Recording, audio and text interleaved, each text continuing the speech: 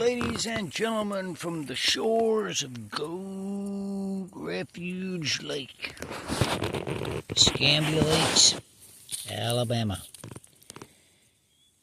I'm out here on a row of what we call the emerald green roselle.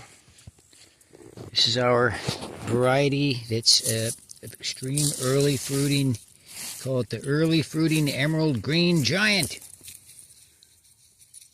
October has just begun and we've got an abundance of fruit already. It's been flowering. Some of the earliest of all the plants. So what are we doing with peanuts? Well, these rows here are actually in an experimental area where there has been no irrigation, folks. No sprinklers whatsoever. It's all thrived just on rainfall. Now up there are rows which have had some sprinkler activity, but we don't see much of a difference. This is a crop which is made for our local environment. It's not one you have to baby so much. It's for Zone 8, Northwest Florida, Southern Alabama. It's proven, folks. So what are we doing with peanuts? So these rows were planted with Virginia peanuts as the cover crop in some rows. Others have Spanish Valencia peanuts, and others have some exotic varieties of peanuts. Oh, the kitty's here to check it out. Oh no, I don't want this kitty to discover the peanuts out here. There's already some critters that have discovered the peanuts. I've been noticing that. Get back, kitty. No, I don't want them having a habit. Ducks are, I think, already finding it, and other ducks are on lockdown until harvest is over. We put them on lockdown when we started planting the chufa, and they started raiding that. So we want the chufa to grow up enough for them to have their feed throughout the whole winter. So there are times when we got to lock down the smart ducks that know where things are at so that they've got their feed later. Okay, so we growing these peanuts just for ducks? Well, here's an idea about peanuts as a cover crop for a crop like this. You don't necessarily have to go out at this particular crop and harvest all your peanuts. You could just leave them in here and let ducks go for it here. The ducks will be fertilizing, they'll be nibbling on insects, and won't be harming the hibiscus crop.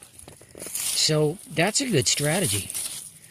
But we are harvesting these peanuts right now. Not all of them, I'm saying, but we don't want to disturb the roots too much of this plant, this hibiscus plant.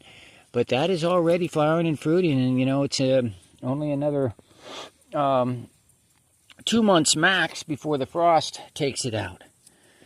So we're gently forking up here, being careful not to disturb roots. Like this right here is likely a hibiscus root right here.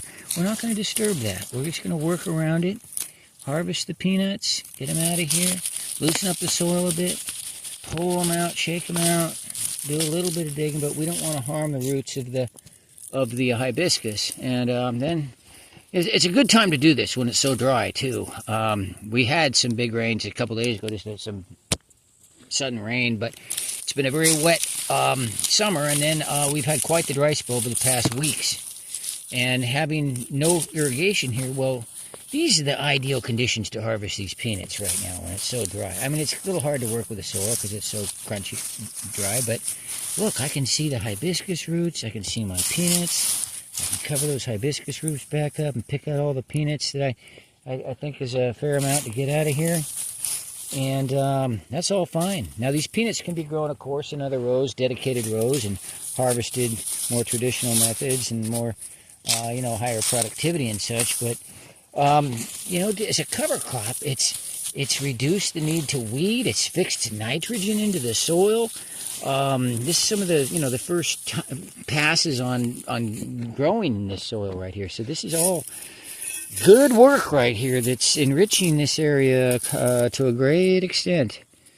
These peanut plants right now, a lot of them still have leaves on them, so I'm going to be getting the peanuts off these and feeding these to goats right here. Of course, a little bit I'm going to make into some hay. It's not going to be a huge amount this year, but it's going to be a start. I got actually quite a few rows with this peanuts as a cover crop. So let's go for it and get into it and check in a little later and see what kind of a harvest we have. I just want to mention that we have 4 different types of peanuts out here, and don't know how many we'll get into today, but I believe these are the Virginias right here, the jumbo Virginias, but I have to check my records and see just which rows I planted with what.